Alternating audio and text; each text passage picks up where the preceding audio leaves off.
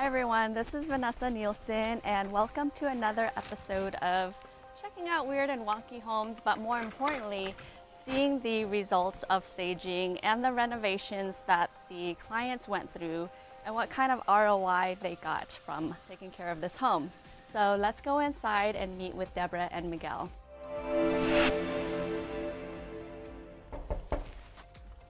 There she is. Hi, Vanessa. Hello, Deborah and Miguel. How are you doing? Great. How are you? Doing awesome because of you.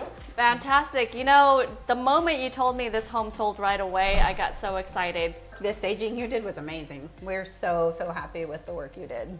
That helped. I know this market's moving really fast, but you have to stage. You have to make it look good. You have to make it flow, and thank you. Mm-hmm. I remembered that this kind of flooring and carpeting. It was tile, patterned tile Yeah. in here, and wood floor in here, a different tile in the hallway, and then more wood flooring over there. And the brick.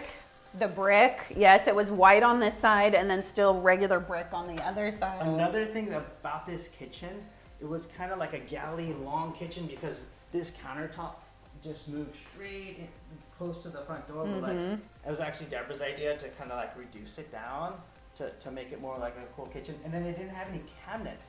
Remember there was no cabinets? Yeah, above it? because we had a bar here that had a lot of cabinet it. space inside of it too. Got And it. once we removed that, we were like, wow, we don't have much cabinet space It- anymore. So here, smart thing you did. I love the fact that this looks new and the eye actually goes here and not down here.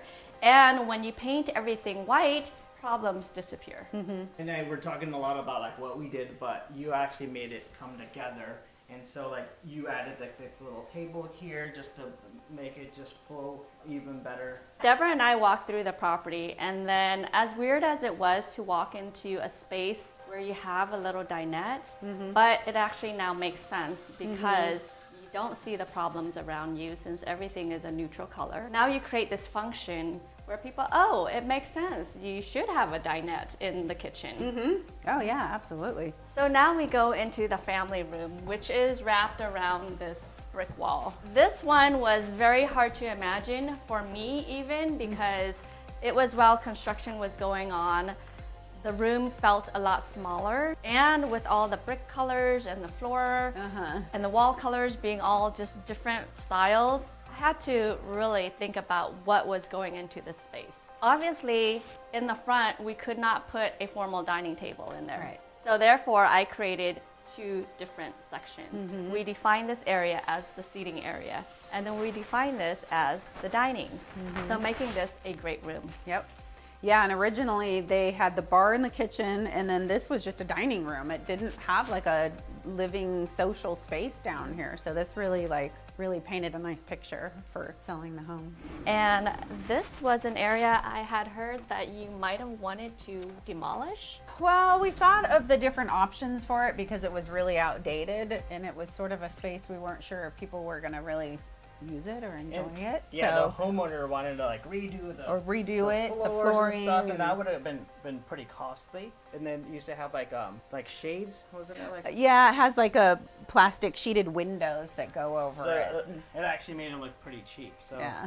Actually, it was Deborah's idea to eliminate them and just create another space for a livable living space out here. And that's when you came in, just did your magic. Yeah, I wanted to have several functions in this space because it's just one wide covered area. And, you know, without having a true family room here, this is it. It's bonus and it's fun. Well, and in the summer it's so nice with the the wind coming through, and the garden's beautiful, so you get to see that and enjoy it from both this space and that space as well, which is nice. So And nowadays, there's a lot of people working from home. You can make this as an incredible home office, kids play area, or just an entertainer's paradise. Full on possibilities. More bonus space. I mean, just when you thought 8 bedrooms was plenty, we got a lot of yard space. yes. You can have a fire pit down that way. There's a lot of yard space there. Yeah. Here we create a seating area. So, gosh, this home has so much potential. Yeah, if you have kids, it's a great, nice little quiet spot for them to come out and play and Well, enjoy for the 8 yard bedrooms, and- you better have a lot of kids. Right? Now, just Disclaimer here, we did not stage all 8 bedrooms because we just felt we don't need all 8 bedrooms. Yeah. And also we were keeping budget in mind. Yes. So we defined the important areas of the house. This room is front facing and it was closest to the living room. So then I proposed us staging this as a bedroom office. Yeah, and it's actually one of those smaller rooms, so it's great to make it into an office. So people are like, oh, it's an office. It's in front of the house, spaced away from everybody. So it's a perfect spot. Let's go on to the other rooms because while there were 8 bedrooms, we didn't want to stage all bedrooms, nor did we want to stage all bedrooms as bedrooms. So the first bedroom, we staged it as an office day bed. So here, we didn't need to stage this room because it's a standard size bedroom. So now we walk into what was originally the master bedroom, or the main bedroom as we call it these days, because it had a bathroom here. So we wanted to show it as a junior suite because there's a bigger one upstairs. Yes. So a junior guest bedroom, basically. So 3 bedrooms down, 5 more to go. 5 more to go. Yes. Then the set of stairs. So changing out carpet is more cost effective than adding in smooth flooring or finishing existing smooth flooring. Yes. This space was one huge, confusing L-shaped, U-shaped space. We had the popcorn ceilings. We had the multiple wall colors. We had very patterned carpet. So it was just very busy. And then of course we were very curious what you were gonna do with this space. We were like, can't wait to see what she does, because to us, we couldn't really envision like what this was or how we could paint a picture for people what it could be, so. Again, defining spaces with multiple functions, right? Having the buyers envision where their family can hang out, where the children could play, and where, let's say, the adults or the teenagers can watch TV. All right, let's check out the grand master or main bedroom. This room is huge. How do you even get huge bedrooms when you already have 8 bedrooms? Well, this is the bedroom above the garage. So basically, because they copied the same footprint from the house below, you know, you ended up with this large Well, space this up enormous bedroom. So we're like, how do we make it like an incredible little suite? So we define the space with the seating area here. Yeah. So you have the bedroom portion, you have a seating area, you have an area for a console table or a dresser. So that completes this whole big bedroom. Yes. And we kept things very neutral, very luxury feeling. You don't need that crazy pop of color to Right. define a space. Let's go into this grand bathroom. It feels a whole lot more spacious and new. What did we do here? We reglazed everything. We used to have the old sliding doors on here, and we removed all the that was railing. actually Vanessa's That was Vanessa's idea to that take the she doors off. suggested. And reglazing everything in a nice white. We did the same flooring. We put in new vanity, new countertop, new lighting, new mirrors. So this got pretty much a total redo. There used to actually be a bidet in here as well, which was interesting, and it kind of just blocked this whole space. So we just completely got rid of that to open that space up as well. So And I think with removing those doors, it just creates an even bigger space. Yeah, and the fact that the doors were old. Yeah, it really detracted takes from yes, it. Yeah, exactly. and so not having anything at least gives people, you know, an idea that they can add doors, they could do curtains, they Exactly. could do something. Now, I'm excited to check out all the other bedrooms. We went through 3 bedrooms and then the main. So we have 4 more bedrooms to go. Yep. Yes. Again, we didn't stage all of the bedrooms upstairs because the ones that were standard, we did not need to further identify.